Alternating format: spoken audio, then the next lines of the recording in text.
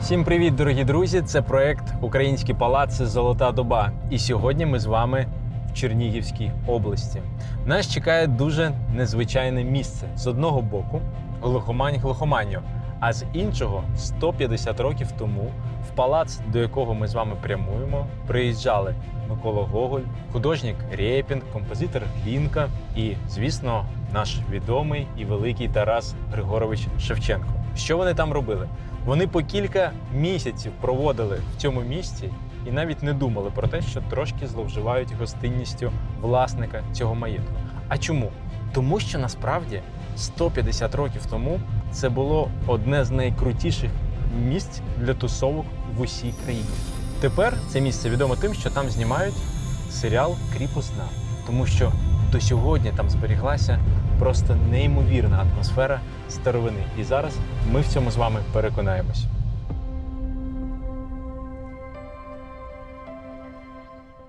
Качанівка починається з величезного паркового комплексу. Уявіть, 700 гектарів – це більше, ніж деякі європейські країни. Наприклад, це втричі більше королівства Монако. В 19 столітті, в часи найбільшого розквіту Качанівки, за парком доглядало 400 людей, а в садівника був свій окремий міні-палац. Все починається тут в кінці 18 століття, коли сюди, в маленький український хутір Качанівка, приїжджає цілий російський граф Петро Румянцев-Задунайський.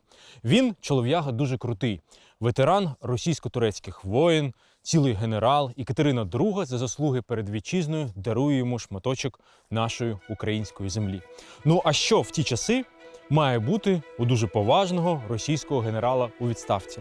Ясна річ, в нього має бути свій палац. І він обирає найкраще місце тут на пагорбі, звідки відкривається оцей приголомшливий вигляд на озеро, і будує величезний маєток. Палац, який стоїть на пагорбі сьогодні, це зовсім не те, що граф побудував тут 250 років тому. Але давайте по порядку. Почнемо з 20-го століття. Аж до часів розвалу СРСР цей палац по факту був лікарнею для хворих на туберкульоз. Раніше, в 40-х, будівлю використовували як військовий шпиталь під час Другої світової війни. Ще до того, коли радянська влада тільки прийшла сюди, в Качанівку, тут влаштували дитячий будинок-інтернат.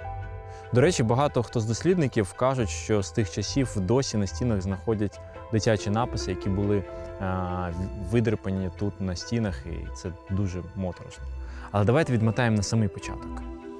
Ось, це початок 19 століття. Власне, ось такий вигляд мала споруда, яку збудував Петро Румянцев-Задунайський. Але зверніть увагу, що будівля насправді дуже типова для того часу, одноповерховий палац, але на даху стоять середньовічні вежі, які насправді абсолютно не в тему до будівлі початку 19 століття. Ви знаєте, друзі, я багато читав про цього Румянцева-Задунайського, і в мене склалося враження, що він був трохи такий схиблений на старовині.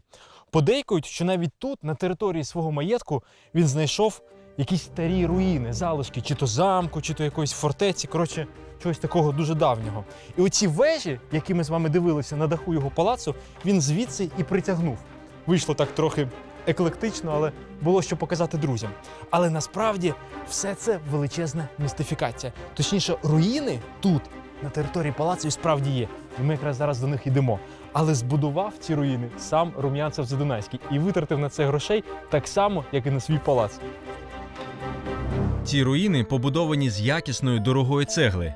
Як і вежі на даху палацу, вони не мали ніякого практичного значення. Все це було зроблено лише для того, щоб справляти враження на гостей і не відставати від модних трендів. Це був справжній виклик для архітектора. Уявіть, йому потрібно придумати споруду, яка не має ніякого призначення, але так, щоб складалося враження, що колись все це було частиною чогось більшого і функціонального. Якщо стисло, то всі, хто це придумав, заморочились дуже серйозно. Ну що, друзі, давайте перейдемо до наступного етапу життя цього палацу. А він починається тоді, коли маєток опиняється у власності родини Тарновських. Вони були реальними диваками. І саме з ними пов'язаний найяскравіший період життя Качанівки.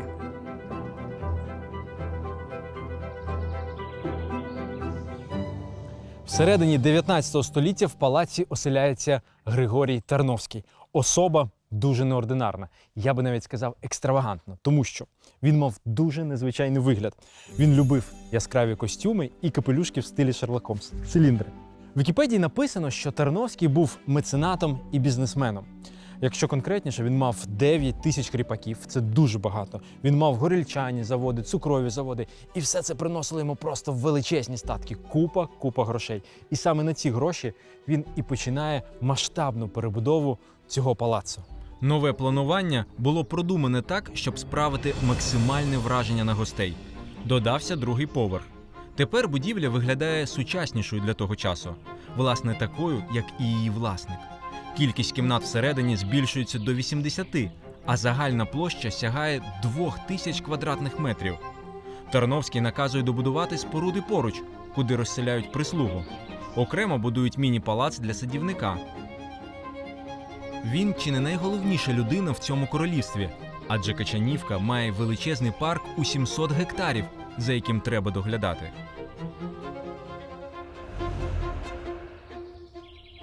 З приїздом Тарновського по Качанівці розлітаються суперечливі чутки.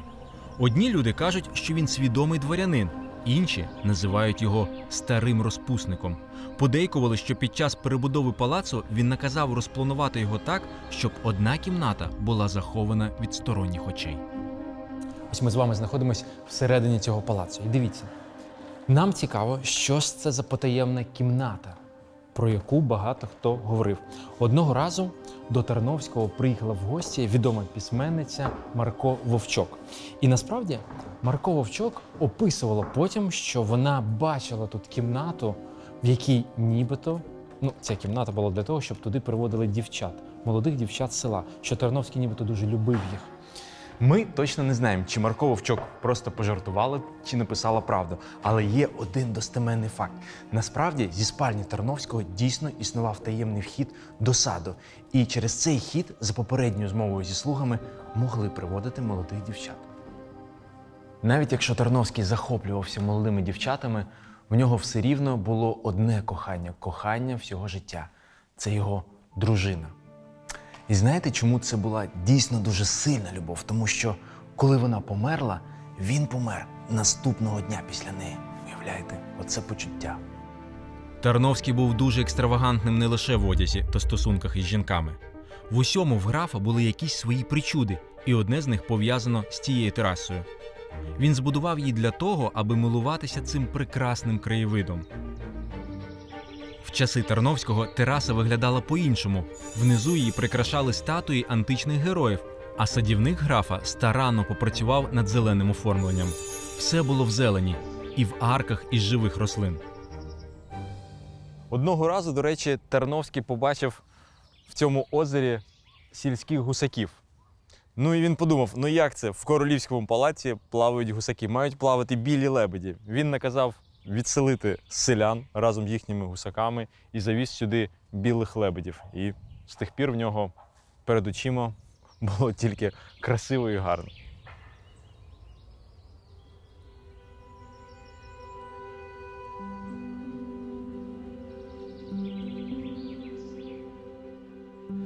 Ви знаєте, майже всю радянську добу тут був розташований санаторій для хворих на туберкульоз.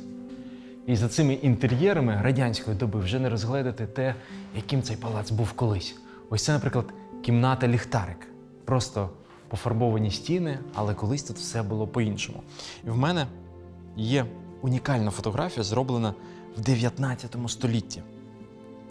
Ось, бачите, це саме та кімната і інтер'єри тут, якими вони були колись. Подивіться, як класно тут.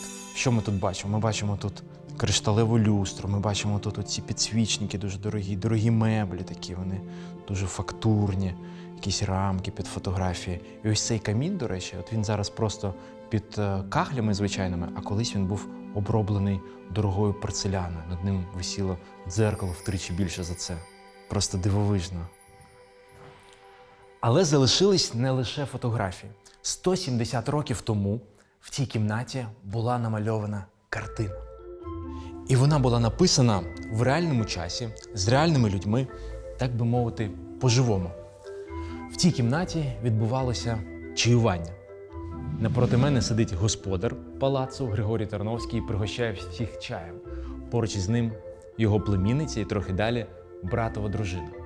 І тут є один цікавий нюанс, про що говорить присутність за столом жінок. Про те, що бесіда в нас світська. Тому що, якби обговорювали, наприклад, питання бізнесу чи політики, то жінок попросили би залишити приміщення. Такі були часи. Тарновський дуже любив приймати гостей. В палаці постійно хтось жив. Часто це були дуже відомі і творчі люди – митці. Для них було за втіху приїхати сюди, пожити кілька місяців за рахунок мецената на природі з усіма умовами і триразовим харчуванням. А Тарновському було приємно, що він знаходиться в колі людей, які створюють шедеври. Наприклад, тут, в Качанівці, гостив художник Ілля Рєпін і писав свою відому картину «Запорожці пишуть листа турецькому султану». Також в Качанівці гостив композитор Глінка і створив тут свою відому оперу світового масштабу «Руслан і Людмила». Її прем'єра відбулася в цій кімнаті. Це обідня кімната. Тут приймали гостей і давали пишні обіди. Інтер'єри, до речі, майже не змінилися. Ось тут, бачите, зараз стоїть такий не дуже великий стіл, а колись тут стояв стіл в кілька разів більше, за яким збиралися гости, їли, пили і взагалі проводили дуже добрий час. А ось тут, на цьому місці, в цій зоні, стояв п'єдестал для музикантів. І сюди, саме на цей п'єдестал, в 1838 році піднявся Глінка, аби зіграти музику зі своєї опери. І в якусь мить гості так заслухались, що взяли столові прибори зі столу і почали підстукувати в такт музики. Тун-ду-ду-дун-ду-дун-ду-дун-дун. Заїжджав до Тарновського і Микола Гоголь. Він любив взяти книгу і почитати її на свіжому повітрі. Але головним гостем Качанівки був чоловік, якого вважали справжнім генієм як тоді, так і зараз. Це був Тарас Шевченко. Коли туристи приїжджають в Качанівку, їх одразу ведуть в цю кімнату. Це кімната Тараса Шевченка. І тут висить його дуже відомий твір, картина «Катерина». Ну, це копія, оригінал висить в музеї Шевченка в Києві, але колись оригінал був саме тут, в цьому палаці. І дуже цікава історія пов'язана з тим, як Шевченко продав цю картину Тарновському. Вони були друзями, і одного разу Шевченка надсилає сюди, в Качанівку, листа. Ось тут є в експозиції копія цього листа, де він пише: «Дорогий мій друже, намалював дуже круту картину, і в Петербурзі вже за нею черга». Він знав, що Тарновський любить твори мистецтва, і це, звісно, Тарновського дуже зачепило. Ну, картина, за якою вже черга. І він придбав її і повісив тут в себе в палаці. А Шевченко, бачите, який хитрий, знався на маркетингу.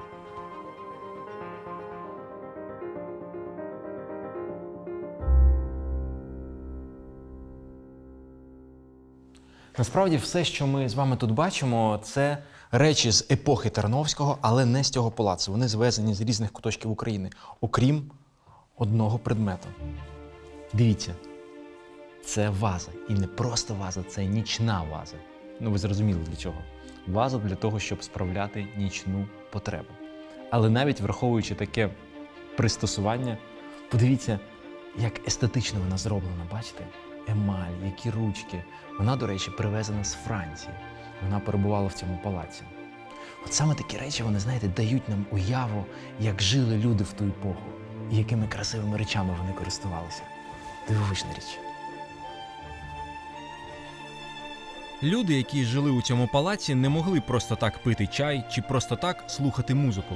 Все це було ритуалами, які мали відповідати особливому відчуттю прекрасного. Наприклад, для релаксу на свіжому повітрі була побудована ось ця альтанка. Он та альтанка, в якій все відбувалося. Уявляєте, в часи Тарновського там стояв білий рояль. І гості, коли приходили, вони займали свої місця, там стояли стільці, відкривалися вікна, двері і починала грати ця музика. Всі насолоджувалися цими мелодіями, цим повітрям, цією атмосферою. Іноді, до речі, в цій альтанці виступав хор, який фінансував сам Тарновський. І він для цього хору навіть спеціально купив скрипку Страдіварі. Скрипку Страдіварі, справжню. Ну, це і тоді було круто, і зараз круто. Зараз вона десь близько $40 мільйонів коштує, тоді теж купу грошей це коштувало. І от уявляєте, як люди дивились, слухали це все, а там внизу озеро, ці хвилі. Справжній рай, одним словом. Тут був справжній рай. Зараз ця альтанка на реконструкції, і скоро вона постане в первісному вигляді. Ну а ми йдемо далі. Після смерті Григорія Тарновського палац переходить його двоюрідному племіннику Василю. Він з дитинства мешкав у палаці і дуже перейнявся його атмосферою. У Василя Тарновського було дві пристрасті – колекціонування і гучні костюмовані двіжухи – гулянки. Одного разу він навіть змусив свою прислугу вдягнути козацький одяг для того, щоб вона, прислуга, зустрічала ось тут гостей, які приїжджають.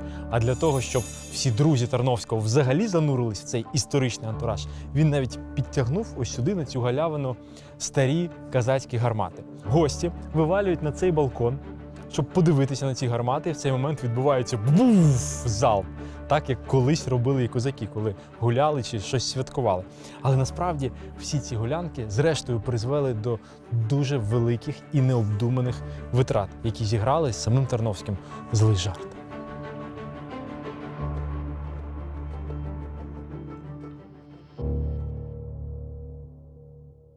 Друзі, ми з вами в кімнаті музею Василя Тарновського. Це була одна з найголовніших кімнат палацу. Тут зберігалася колекція зброї Тарновського. Це була одна з найбільших колекцій зброї в Європі 19 століття. В нього налічувалось кілька тисяч різних предметів, починаючи аж з часів Київської Русі. І все це знаходилось в цій кімнаті. Він колекціонував зброю і не рахував грошей, коли йому пропонували цінний експонат. Так було із шаблею гетьмана Богдана Хмельницького. Василь Тарновський придбав її як ексклюзивний експонат. Подібної не було більше ні в кого. На ній навіть зберігся напис латиною «Богдан Хмельницький». Нещодавно зброєзнавці дослідили цю шаблю, проаналізували склад металу і з'ясували – це підробка. Захоплення вечірками та величезні трати на колекціонування призвели до того, що зрештою Тарновський збанкрутів. Те, що робило Качанівку особливою, зіграло проти неї. Палац довелося продати за борги. Але найдорожче – колекцію Тарновський не продав, а заповів її українському народові. Сьогодні вона зберігається у Чернігові, в музеї імені Тарновського. Далі Качанівку чекала складна доля. Ми вже знаємо, тут був спочатку дитячий інтернат, а потім санаторій для хворих на туберкульоз. І все це змінило вигляд палацу. Сьогодні, насправді, лише кілька об'єктів нагадують тут про розкіш, яка колись тут панувала. Але не треба сумувати, тому що сьогодні, зараз, вперше за часи незалежності, тут в Качанівці почалась масштабна реконструкція. Обов'язково приїжджайте сюди, щоб подивитися на цей палац, подивитися на ці об'єкти і погуляти по цьому парку. Воно того варте, і наша історія того варта. Па-па!